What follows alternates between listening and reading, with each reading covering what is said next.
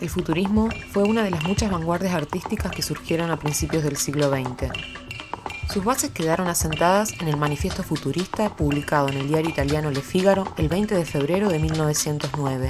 El poeta dramaturgo Marinetti fue principal referente del futurismo italiano. Escribió que un coche de carreras es más bello que la victoria de Samotracia. Ensalzaron lo que consideraron la nueva belleza de la velocidad. El Manifiesto de la Pintura, escrito un año después, puso de relieve la representación de la rapidez. A partir de entonces, el gesto ya no será un momento fijado del dinamismo universal, será la sensación dinámica eternizada como tal. Son los principios de la fotografía como registro del movimiento lo que permitió a los pintores plasmar en simultaneidad vistas de un objeto en desplazamiento.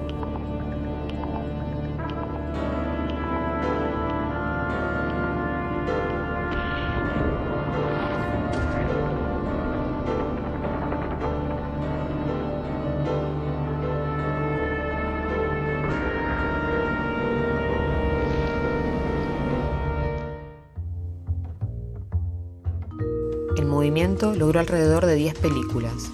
En la actualidad, solo sobrevive Thais, película de 1917 de 35 minutos dirigida por Bragaglia con una puesta en escena de Prampolini, conocido pintor, escultor y escenógrafo futurista, que innovó en la utilización de excéntricas figuras geométricas con fuertes y altos contrastes en blanco y negro, lo que resultó ser la mayor influencia para eso que más tarde se conocería como expresionismo alemán. Otra película con influencia futurista fue L'Inhumain de Marcel L'Herbier, un film francés de ciencia ficción estrenado en 1924. La inhumana es la voz de la cantante que llega a través de la radio mientras su enamorado le muestra en una pantalla de televisión la reacción en vivo del público de varias regiones del mundo. La propuesta es algo totalmente novedosa si tenemos en cuenta que en esa época ni siquiera existía Internet.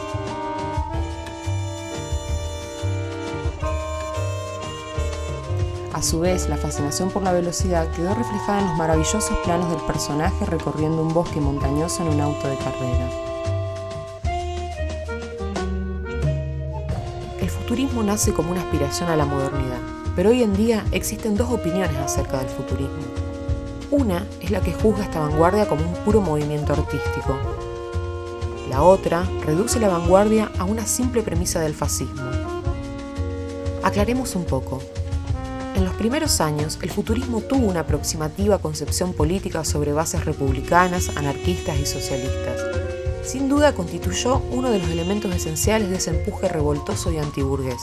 Hasta se podría afirmar que se anticiparon a Dada, porque fue el futurismo italiano y ruso el que inventó las veladas provocadoras, las manifestaciones escandalosas y las bofetadas al gusto público.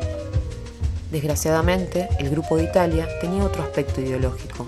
El nacionalismo ciego, histérico, exclusivista y agudizado por las teorías mal digeridas de la voluntad de potencia. El nacionalismo de Marinetti aparece claramente en el primer manifiesto. Nosotros queremos glorificar la guerra, única higiene del mundo, el militarismo, el patriotismo. En 1916, el conflicto bélico de la Primera Guerra Mundial acabó por convertirse en una especie de escenario en el que Mussolini, Marinetti y D'Annunzio, exaltados por la prensa nacionalista, interpretaban con el máximo empeño y la máxima publicidad los papeles que habían elegido. Se les escapaba por completo la lección verdadera, humana, social de la guerra, la lección que brotaba del pueblo, del cual se puede decir que, por primera vez, estaba unido. Un pueblo que en peligro aprendía a conocerse, establecía lazos y vínculos de fraternidad, y tomaba conciencia de clase de su propia realidad.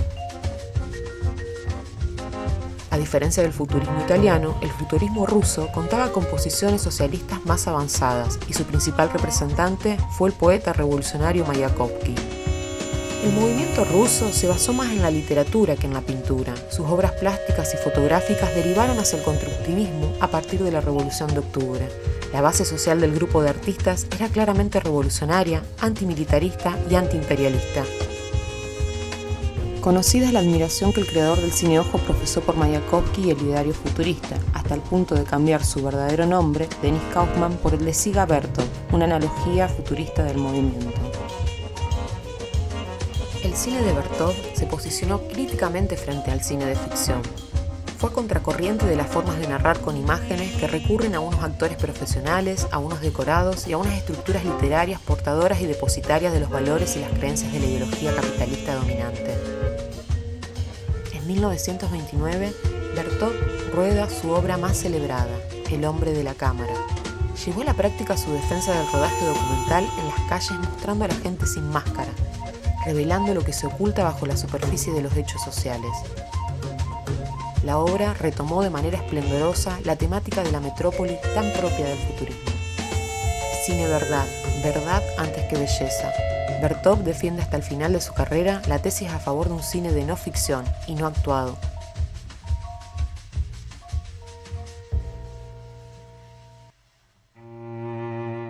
Hoy, muchos consideran que el cineojo llora, mira al pasado y recuerda.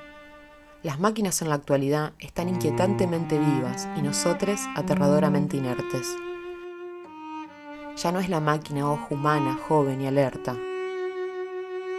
Sin embargo, las películas del cineasta bolchevique no han perdido en la actualidad su capacidad de interrumpir la mirada, de rasgar los ojos cansados de tantas imágenes. No ha entrado a la categoría de clásico, su filiación no reclama ese estatuto, permanece en el lado de la crítica, de lo que no puede ni debe ser tapiado.